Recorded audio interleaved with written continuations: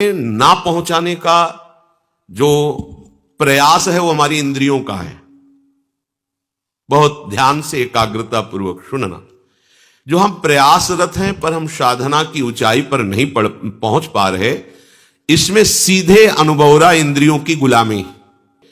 इंद्रियों की गुलामी, आप अपने को ज्ञानी माने, विद्वान माने, भगत माने, महात्मा माने, वीर माने, कुछ भी, ये गुलामी छूट जाए तो अभी तुम स्वरूप में स्थित हो जाओ। ये जो हमारी 5 ज्ञानेंद्रियां हैं, आंख, कान, नाक, जिह्वा और त्वचा, नेत्रेंद्री, श्रवणेंद्री, घ्राणेंद्री, रसेंद्री और त्वगेंद्री, ये 5 विषयों, पूरी सृष्टि को इन 5 विषयों में रख दिया गया है।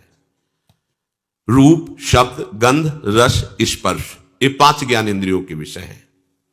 आंख रूप, कान शब्द, नाक गंध, जिह्वा रस और त्वचा स्पर्श, इसी में सारे सुखों को, सारे विषयों को रख दिया गया है। जगत में ये केवल 5 ही प्रपंच का विस्तार किए हुए हैं।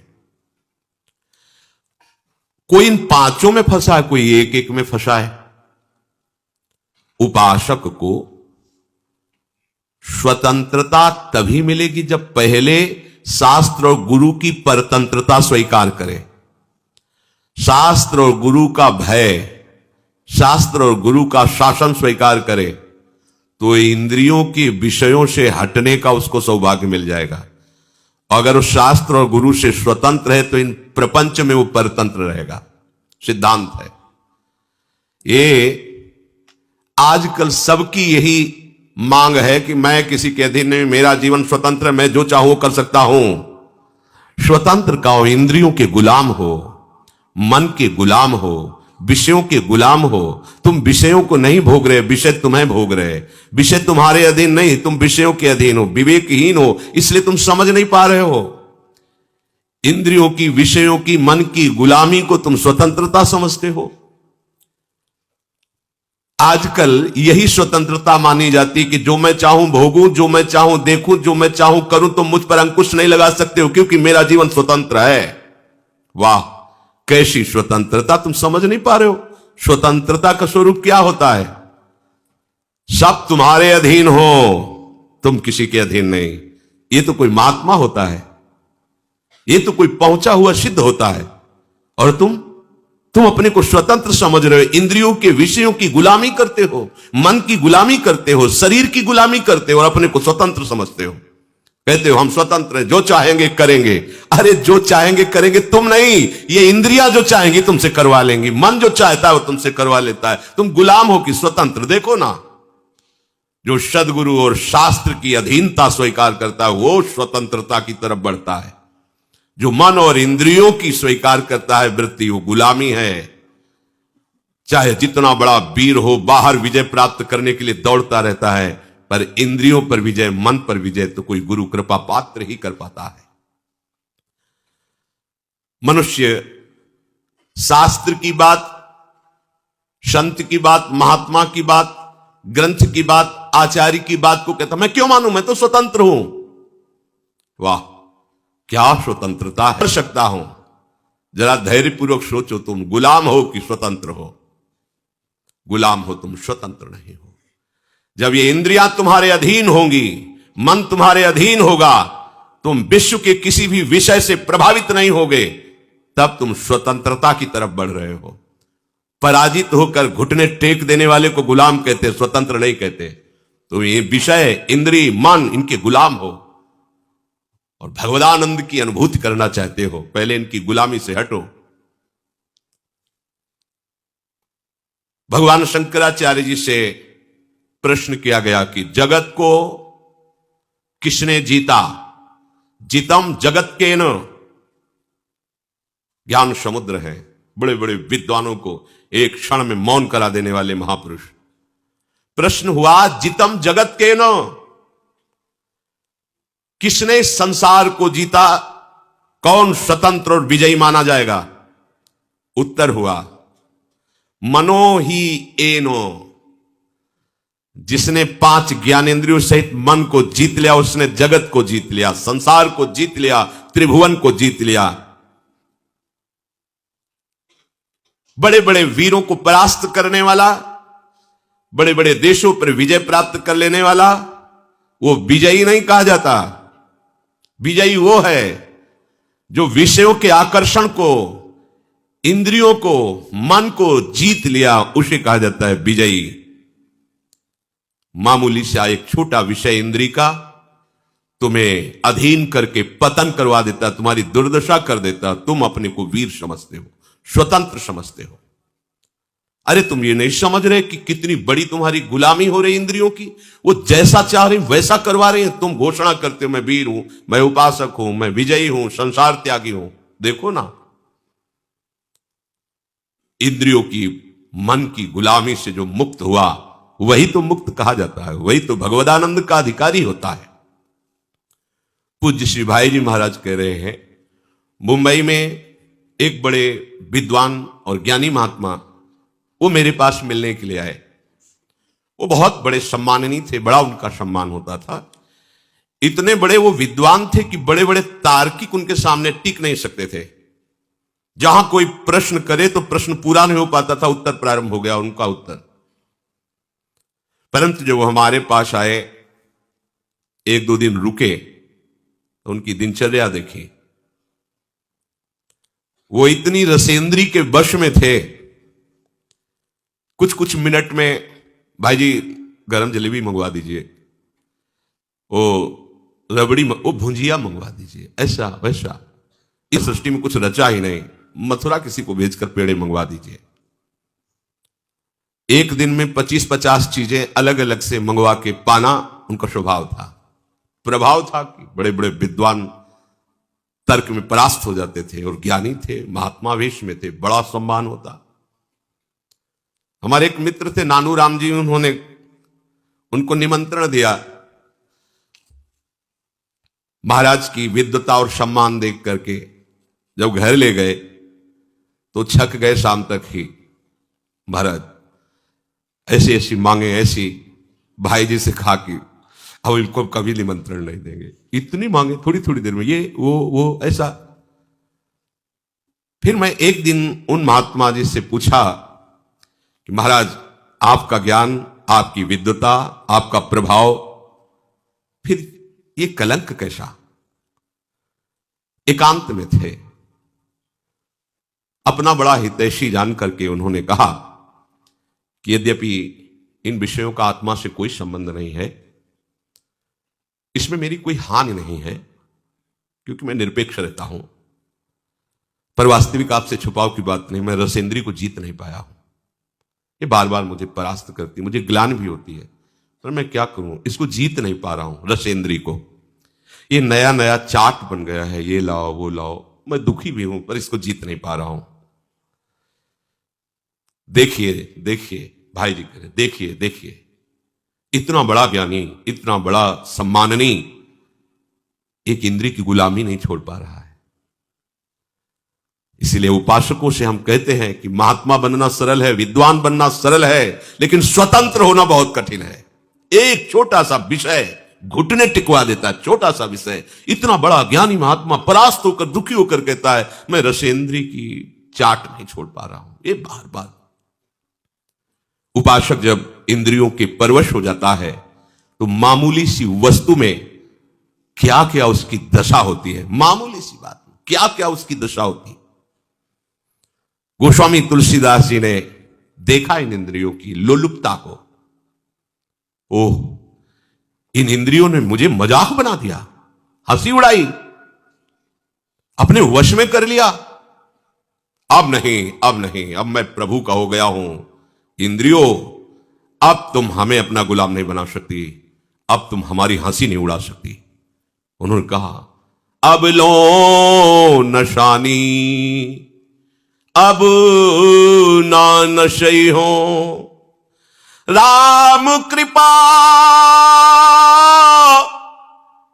भव निशा सिरानी, जागे फिरी न डसे हो, अब लो न शानी, अब न सही हो, पर बस जानी हंस्यो इन इंद्रिन। अब तो मैं प्रभु का हो गया हूं, निज बस हुए न हंसई हो, अब लो न शानी, अब न सही हो। जब तक प्रभु का बल, प्रभु की महिमा, प्रभु का नाम हमने पूर्ण रूप से स्वीकार नहीं किया था, तब तक इंद्रियों ने हमारी बड़ी हंसी उड़ा दी। मैं जी नहीं सकता था विषय के बिना। आज भगवान की कृपा से मैं जाग गया हूं, अब नहीं सोऊंगा, अब इंद्रियों की गुलामी नहीं करूंगा। जब तक मैं प्रभु को पूर्ण समर्पित नहीं था, तब तक इंद्रियों ने मुझे गुलाम बना लिया। ये प्रतिदिन मुझे नाच नचाती रही, जैसा चाहती रही। संसार हंसता रहा। आज नहीं, अब नहीं। उपासक इस बात को समझे, प्रभु का बल लेकर, प्रभु के आश्रित होकर इंद्रियों की परवशता को मिटा दे। देखो, यही उपासना है। थोड़े से स्वाद के लिए, थोड़े से सुख के लिए, थोड़ी सी सुंदरता के लिए, थोड़े से शब्द सुनने के लिए, स्पर्श करने के लिए सच्चिदानंद सुख का बलिदान कर रहे हो। यह अवसर सच्चिदानंद सुख के लिए मिला है, क्या कर रहे हो? मणिगण पुंज ब्रजपति छाणत, हित हरिवंश कर गही कंचु। इंद्र नील मणि मनोहर श्याम सुंदर को छोड़कर कांच ग्रहण कर रहे हो। सावधान। कैसे सावधान? कूर्मोंगा नीव सर्वशः। जैसे जरा सा भय आने पर कछुआ अपने अंगों को कवच के अंदर समेट लेता है, ऐसे ही तुम सारी इंद्रियों को प्रभु में समर्पित करो। कछुआ जहां थोड़ी सी खटक हुई, तत्काल उस अपने अंगों को सुरक्षित रखने के लिए कवच के अंदर कर लेता है। इंद्रियों को विषयों से समेट लो, आप सुरक्षित हो जाओगे, आपका भजन सुरक्षित हो जाएगा। परांचिखानी, ये इंद्रियों का स्वभाव है, ये बाहरी भागती है। ब्रह्मा जी ने रचना की है बहिर्मुखी की। ब्रह्मा ने इनका स्वभाव बनाया है बाहरी विषयों पर जाना, और जो इस स्वभाव को रोक दे वही भाव को प्राप्त होता है। भावोत्सवेन भजताम रस काम धेनुम। पर कठिन है इनको रोकना। क्रम है, सीधे इंद्रियों को वश में नहीं कर सकते। यदि मन बुद्धि के वश में हो जाए तो फिर मन इंद्रियों को वश में कर सकता है। बुद्धि तुम्हारे वश में होनी चाहिए। बुद्धि तुम्हारे वश में, बुद्धि के वश में मन, और मन के वश में इंद्रियां, अब सब ठीक हो जाएगा। सरलता से इंद्रियों को रोका जा सकता है यदि ऐसा क्रम हो। इंद्रियों को हमें जहां लगाना है वहीं लगेंगी, पर उसके पहले मन को ठीक करना है। मन को ठीक करने के लिए पहले बुद्धि को ठीक करना है। बुद्धि को ठीक करने के लिए पहले हमें ठीक होना पड़ेगा। हमें स्वयं ठीक होना। मैं प्रभु का हूं, प्रियालाल का हूं, कोई संसारी नहीं हूं। कल जैसे एक प्रश्नकर्ता प्रश्न कर रहा था कि आप बड़े बड़े महात्माओं की बातें बताते हो तो भगवान के स्वरूप हैं, वो भगवान के नित्य जन है, हम कहां? ये घाटे की बात है। हम सब उसी बड़े के हैं। समुद्र की कौन सी लहर महिमा युक्त है और कौन सी छोटी है, बताइए आप? उसी आनंद समुद्र के हम सब अंश हैं, बराबर अंश। छोड़ो, ये समझो कि वो बड़े कैसे हुए हैं। बड़े का संपूर्णतः आश्रय ले लिया, सबसे बड़े प्रभु हैं, और उन्होंने प्रभु के नाम का आश्रय ले लिया, रूप का आश्रय ले लिया, जगत का आश्रय छोड़ दिया, तो वो बहुत बड़े हो गए। तुम छोटे क्यों हो रहे हो? क्योंकि तुमने छोटे का आश्रय ले लिया। ये जगत के नाम रूप, जगत के विषय, भोग, अनुकूलता, प्रतिकूलता, ये सब छोटी बात है। इसलिए तुम इतने हे भाव से युक्त हो गए हो। हम कहां? नहीं, तुम उसी तत्व से स्थित हो, तुम उसी से बने हुए हो, तुम और कोई नहीं हो। पहले स्वीकार करो मैं प्रियालाल का हूं, क्योंकि बुद्धि शुद्ध करने के लिए सबसे पहले यह स्वीकृति आवश्यक है। मैं संसार का नहीं हूं, मैं रिश्ते नातों का नहीं हूं, मैं शरीर का नहीं हूं, मैं प्रियाजू का हूं, प्रियालाल का हूं। ये सब इंद्रियां हमारी बहुत सहायक हो जाएंगी यदि आप इस सूत्र को समझ लें। आप इंद्रिय विजयी हो जाएंगे अगर ये सिद्धांत समझ लीजिए। ध्यान से समझना। देखो, घोड़े रथ में जुटे हुए हैं, रथ को खींचकर लक्ष्य पर पहुंचाना घोड़ों का ही काम है। रथ में घोड़े हैं, उनमें बहुत पावर है। ये बहुत अच्छी बात है, क्योंकि मार्ग तय करने के लिए मरे हुए घोड़े नहीं चाहिए, पावरफुल चाहिए। परंतु अच्छे मार्ग पे चलाना और बुरे मार्ग पे चलाना, यह सारथी के अधीन बात है। घोड़ों को उनकी इच्छा पर छोड़ दोगे तो मार्ग से वो भटक जाएंगे। घोड़ों को सही दिशा पे चलाने के लिए लगाम होती है, लगाम के अनुसार, और लगाम होती है सारथी के हाथ में, और रथी का पूरा जीवन सारथी के हाथ में है। वो चाहे तो गड्ढे में ले जाकर के पूरा का पूरा चौपट कर दे, मरे रथी सहित। बुरा रास्ता या अच्छा रास्ता ये रथी के ऊपर होता नहीं है, ये सारथी के ऊपर होता है। सारथी को ठीक रखना है। अगर जुटे हुए घोड़ों की लगाम ढीली हो जाए और सारथी नशे में हो तो रथी का क्या होगा, विचार कर लो। क्या निर्दिष्ट मार्ग पर लगाम छोड़ने पर घोड़े चल पाएंगे? सारथी मद से मतवाला हो रहा है, क्या उसको पता है कि उसका लक्ष्य क्या है? वो भूल जाएगा, क्योंकि मदिरा पिए हुए है। शास्त्रों में इंद्रियों को घोड़ों से तुलना की गई है। बहुत बलवान घोड़े इंद्रियां हैं, उनकी लगाम मन है। मन रूपी लगाम को पकड़े हुए जो सारथी है वो बुद्धि है, और इसमें जो बैठा हुआ रथी है वो जीव है, वो आत्मा है।